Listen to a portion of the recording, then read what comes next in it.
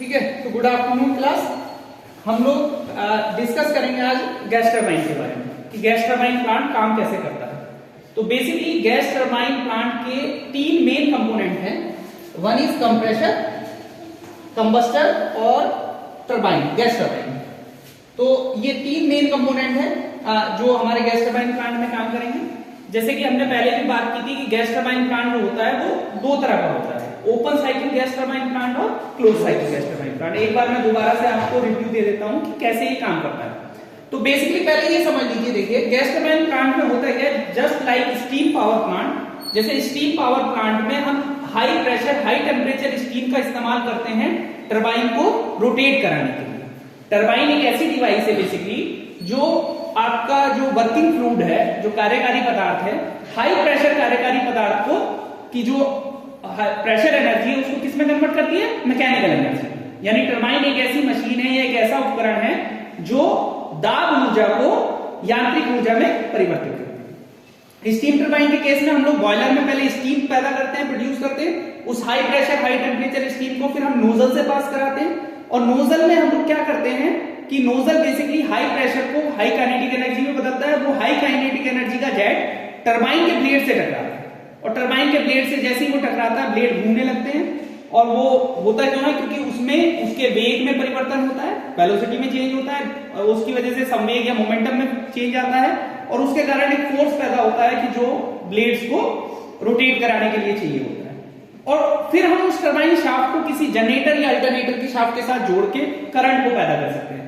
तो सिमिलरली जैसे कि स्टीम टरबाइन के केस में जो टरबाइन को घुमाने के लिए जो पावर आती है या जो एनर्जी आती है वो आती है हाई प्रेशर स्टीम से। इसी तरह से सिमिलरली गैस टरबाइन के लिए जो एनर्जी चाहिए हमें टरबाइन को घुमाने के लिए वो कहां से आती है, high pressure high temperature gas. तो बेसिकली इन दोनों में यही मेजर डिफरेंस है कि वहां पे जो वर्किंग फ्लूइड है वो आपका स्टीम है, या वाटर कह सकते हैं, वाटर की स्टीम बनाई जाती है। यहाँ पे वर्किंग फ्लूइड एयर होती है, ठीक है, एयर स्टैंडर्ड साइकिल की अगर बात करें तो इसमें देखिए पहले बेसिक थोड़ा सा वर्किंग इसकी समझ लीजिए। सबसे पहले एयर एटमॉस्फेरिक प्रेशर पर एयर आती है कंप्रेसर के अंदर। जब ये कंप्रेसर के अंदर आती है इस टाइम इसका प्रेशर एटमॉस्फेरिक प्रेशर होता है और एटमॉस्फेरिक टेम्परेचर होता है। कंप्रेसर में क्या होता है कि यहाँ एयर का कंप्रेशन होता है। कंप्रेशन का मतलब है कि उस एयर को कंप्रेस किया जाता है जिसकी वजह से उसके वॉल्यूम में कमी आ जाती है और उसका टेम्परेचर और प्रेशर में वृद्धि होती है, इंक्रीज होता है प्रेशर। तो उसके बाद जब ये एयर कंप्रेसर से बाहर निकलती है तो ये इसका प्रेशर और टेम्परेचर दोनों ही बढ़ जाते हैं। अब उसके बाद ये कंबशन चैम्बर में एंटर करती है, एक दहन कक्ष होता है जहां पर हम लोग फ्यूल को बर्न करके, ये जो आपका ईंधन है उसके द्वारा जो हीट है उसकी सप्लाई की जाती है। यानी कि ये जो एयर यहां अंदर आ रही है इस एयर को गर्म किया जाता है, किसके द्वारा, ये जो फ्यूल है इससे जो हीट मिल रही है उसके द्वारा इस एयर को गर्म किया जाता है, जिससे इसका टेम्परेचर और फर्दर बढ़ जाता है। उसके बाद ये high pressure high temperature air nozzle से पास होती है। यहाँ पे नोजल मैं दिखाया नहीं गया क्योंकि मेनली तीन ही कंपोनेंट दिखाए जाते हैं। नोजल से पास होने के बाद ये high pressure high temperature gas turbine के ब्लेड से टकराती है और अपनी एनर्जी का एक पार्ट टरबाइन के ब्लेड्स को घुमाने में खर्च करती है। इसको एक्सपेंशन बोलते हैं। बेसिकली ये कंप्रेशन है और ये एक्सपेंशन है, ये जस्ट रिवर्स है। कंप्रेशन में क्या होता है कि जो एयर है जब आप उसको कंप्रेस करते हैं तो उसका प्रेशर इंक्रीज होता है, वॉल्यूम डिक्रीज होता है।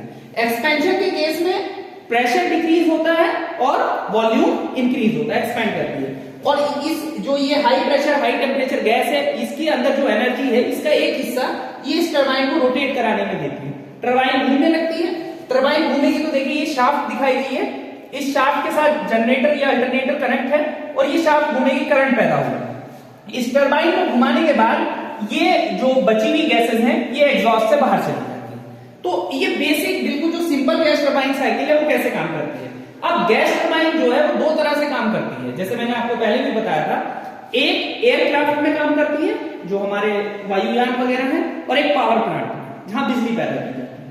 तो ये जो साइकिल है ओपन साइकिल ये हमारी एयरक्राफ्ट में यूज होती है। वहां हमारा मेन पर्पस क्या है कि हमें इतनी इलेक्ट्रिसिटी मिल जाए जिससे हमारा जो एयरक्राफ्ट है उसके अंदर जो ऑक्सिलरीज लगी हुई है, चाहे वो एसी सिस्टम लगा हुआ हो, चाहे वो पैनल सिस्टम है, चाहे वो कंट्रोल सिस्टम है, उसको चलाने के लिए हमें इतनी एनर्जी मिल जाए। अगर हम बात करें जो पावर प्लांट होता है जहां हमें बिजली पैदा करनी होती क्लोज साइकिल यूज होती है, जिसके बारे में हम यहाँ बात करेंगे। तो क्लियर है ये? ठीक है। अब हम इसमें देखते हैं कि ये दो तरह की साइकिल होती है, ओपन साइकिल और क्लोज साइकिल। ये एक ओपन साइकिल का डायग्राम है जिसकी अभी हमने बात की थी, सिंपल सा डायग्राम है ओपन साइकिल गैस टरबाइन का। इसमें क्या है कि देखिए एयर हमने एटमॉस्फेयर से ली, ये फिल्टर लगा हुआ है ताकि जो एटमॉस्फेयर से एयर आ रही है उसमें किसी तरह की कोई गंदगी या इंप्योरिटी टरबाइन के अंदर या सिस्टम के अंदर ना जाए। उसके बाद ये कंप्रेशर में गई, कंप्रेशर में अगेन जैसे मैंने अभी आपको बताया कि वहां इसका कंप्रेशन होगा, वहां इसका प्रेशर इंक्रीज होगा, वॉल्यूम डिक्रीज होगा, और ये कंप्रेशर से फिर ये हाई प्रेशर के साथ कंबशन चैम्बर में एंटर करेगी, दहन कक्ष इसको बोलते हैं। यहां पर हम लोग फ्यूल के रूप में मेनली ऑयल का यूज किया जाता है, ऑयल को बर्न किया जाता है। उस बर्न होने की वजह से, जैसे स्टीम पावर प्लांट में हम किसको बर्न करते हैं, कोल को, तो हम कोल को बर्न करके उसकी हीट किसको सप्लाई करते हैं, वाटर को, ताकि वो भाप बन जाए। सिमिलरली यहाँ ऑयल को बर्न किया जाता है, उससे जो हीट पैदा हो रही है उसको हम सप्लाई करते हैं इस एयर को। अब ये दोनों मिक्स हो जाते हैं तो इससे गैस बनती है, वो high pressure high temperature gas turbine में सप्लाई की जाती है, और ये गैस टरबाइन को जो इससे टकराती है वो गैस, तो ये अपनी एनर्जी का एक पार्ट इस गैस टरबाइन को देगी, जिससे ये गैस टरबाइन रोटेट करेगी, और इसकी शाफ्ट को हम अल्टरनेटर या जनरेटर के साथ कनेक्ट करके करंट पैदा कर सकते हैं, और उसके बाद इसको ये एग्जॉस्ट एटमॉस्फेयर में चला जाता है। ये इसमें और एक स्टीम टरबाइन प्लांट में एक बेसिक डिफरेंस ये है यहाँ पर, ये ओपन साइकिल में, कि स्टीम पावर प्लांट की अगर आप बात करते हैं तो वहां पर वाटर को स्टीम में बनाया जाता है, और टरबाइन से घुमाने के बाद स्टीम वापस कंडेंसर के थ्रू वाटर में कन्वर्ट हो जाती है। जबकि यहाँ ये जो ओपन साइकिल है, इस ओपन साइकिल में जो एयर है वो कंप्रेशर से, कंबशन चैम्बर से होते हुए, गैस टरबाइन से होते हुए वापस एटमॉस्फेयर में डिस्चार्ज कर दी जाती है। दूसरी एक सबसे बड़ा ड्रॉबैक ये है गैस टरबाइन प्लांट का, जैसे मैंने पहले भी आपको बताया था कि जितनी पावर ये गैस टरबाइन जनरेट कर रहा है उसका एक बहुत बड़ा पार्ट कंप्रेशर को रन करने में चला जाता है, यानी एक उसका बहुत बड़ा हिस्सा कंप्रेशर को रन करने में चला जाता है। तो आपकी जो नेट पावर आउटपुट है, नेट पावर आउटपुट क्या होगी, जितनी पावर गैस टरबाइन ने प्रोड्यूस की माइनस जितनी कंप्रेशर को रन कराने में गई, और उसके बाद जो आपके पास पावर बचती है वो आपकी नेट पावर होगी। ठीक है, turbine work minus compressor work भी बोल देते हैं हम लोग। तो ये थोड़ा सा इसका ड्रॉबैक है। ये जो ओपन साइकिल है जनरली एयरक्राफ्ट सिस्टम्स में यूज होती है। अब हम बात करते हैं क्लोज साइकिल की।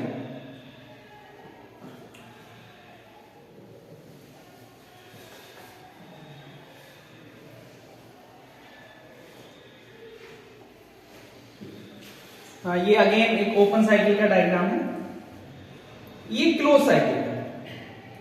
अब देखिए ये जो क्लोज साइकिल है इसमें कुछ चेंजेस किए गए हैं।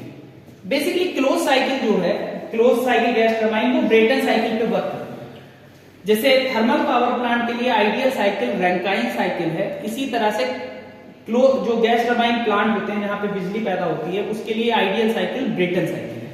अब आप इस डायग्राम को ध्यान से देखेंगे तो इसमें कंप्रेशर और टरबाइन तो सेम है, जैसे कि आपने अभी जैसे ओपन साइकिल में देखा, ओके, लेकिन इसमें कुछ डिफरेंस है। अब कंबशन चैम्बर की जगह एक हीट एक्सचेंजर आ गया है, और यहां पर भी एक हीट एक्सचेंजर लगा दिया गया है। अब ये अभी काम कैसे करता है इसको समझ लीजिए। अगेन एयर जैसे ओपन साइकिल में था, एयर कंप्रेशर के अंदर जाएगी, कंप्रेशर के अंदर जाएगी, कंप्रेशर उसको कंप्रेस करेगा। कंप्रेस करने के बाद अब ये high pressure high temperature air heat exchanger में जाएगी। बेसिकली हीट एक्सचेंजर क्या है, एक ऐसी युक्ति होती है, एक ऐसी डिवाइस समझ लीजिए कि जिसमें दो माध्यमों के या दो मीडियम के बीच हीट का एक्सचेंज हो। ठीक है, boiler is also a type of heat exchanger. Boiler में क्या होता है, ट्यूब्स लगी होती है, तो ट्यूब के अंदर क्या होता है, जैसे अंदर गैसेज होती है या बाहर पानी होता है, या बाहर गैसेज होती है अंदर पानी होता है, उन दोनों का आपस में डायरेक्ट कॉन्टेक्ट नहीं होता, सिर्फ हीट का ट्रांसफर होता है। तो सिमिलरली जो ये हीट एक्सचेंजर है इसमें दो पाइपिंग लगी होती हैं, एयर यहां से कंप्रेशर से आएगी और दूसरे में वो हीट आएगी जो आपने फ्यूल को बर्न किया है, वो जो हीट है वो इस एयर को सप्लाई होगी। तो जैसे कि ओपन साइकिल में हीट, फ्यूल और एयर दोनों आपस में डायरेक्ट मिक्स हो रहे थे, इसमें डायरेक्ट मिक्स नहीं होंगे, यानी कि आपकी जो एयर कंप्रेशर से आ रही है उस एयर को सिर्फ हीट का ट्रांसफर होगा, और यहां से जब ये बाहर निकलेगी तब भी यहां पर ये high pressure high temperature air होगी। वो high pressure high temperature air इस कंप्रेशन टरबाइन से जाके टकराएगी, टरबाइन को रोटेट कराएगी।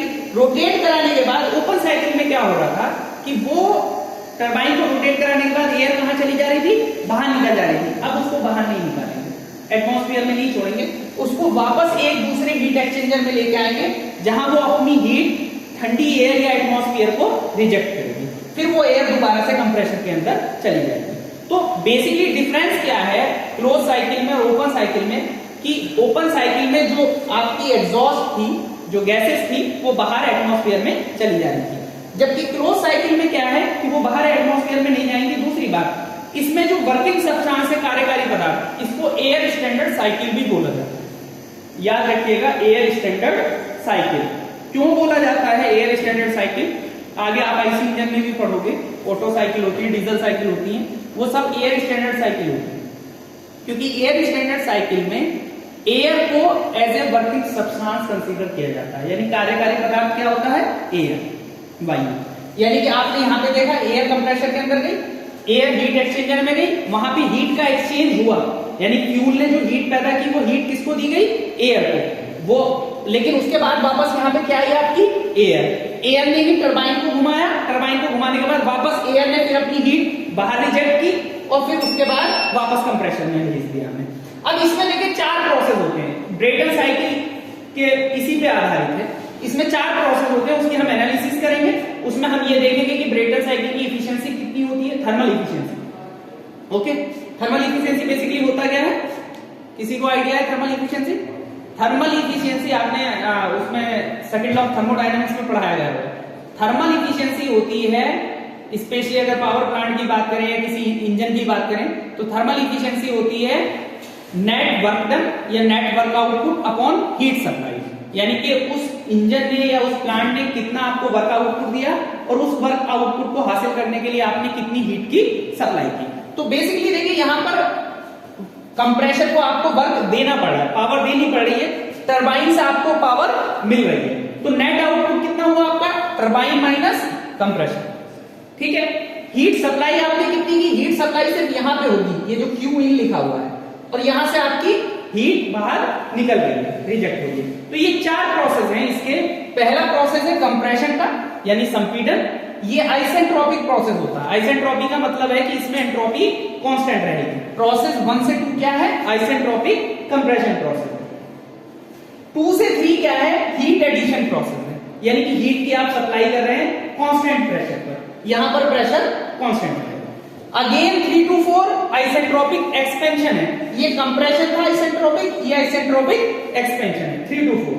Again 4 to 1 heat rejection at constant pressure, यानी कि एट कांस्टेंट प्रेशर यानी समान दाब पर आप हीट को या जो ऊष्मा है उसको हम लोग रिजेक्ट कर रहे हैं। तो जो ब्रेटन साइकिल है उसमें 4 प्रोसेस होते हैं, 2 प्रोसेस आइसेंट्रोपिक होंगे, 2 प्रोसेस आइसोबारिक बोल सकते हैं कांस्टेंट प्रेशर पे, एक कंप्रेशन, एक एक्सपेंशन, एक हीट एडिशन और एक हीट रिजेक्शन। ठीक है, तो इस तरह से ये 4 प्रोसेस होंगे। इन 4 प्रोसेस की हम लोग अभी इसके बाद ब्रेटन साइकिल की एनालिसिस करेंगे। उन 4 प्रोसेस में हम ये देखेंगे कि कितनी इफिशियंसी का फॉर्मूला क्या आता है, उस फॉर्मूले को हम लोग बाकी कैसे अप्लाई कर सकते हैं, एफिशिएंसी कैलकुलेट करके। क्लियर है? ठीक है, थैंक यू।